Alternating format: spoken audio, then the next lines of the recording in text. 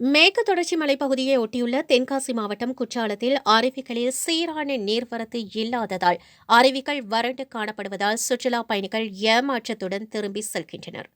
ஏழைகளின் ஊட்டி என அழைக்கப்படும் குற்றாலத்தில் ஆண்டுதோறும் ஜூன், ஜூலை, ஆகஸ்ட் ஆகிய 3 மாதங்கள் சீசன் காலமாகும்.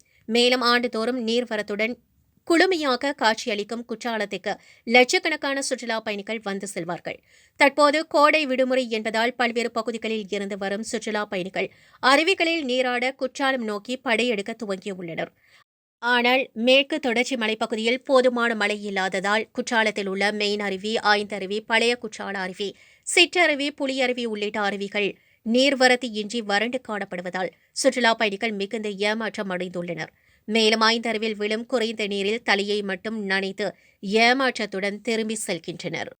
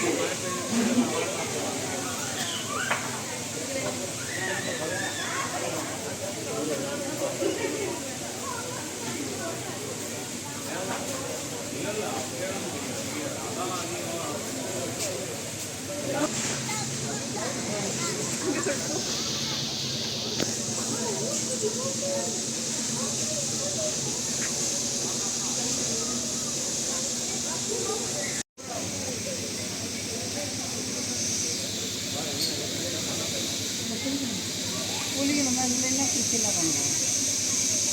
தண்ணி நிறையா சாப்பிட்டாலும்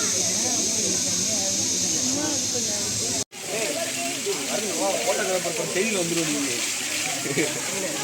தண்ணி கம்மியாக கொண்டு வந்து இன்னைக்கு இல்லை நாளைக்கு காலையில் தம்பி எப்போது பார்த்தீங்கன்னா தண்ணி கம்மியாக வந்து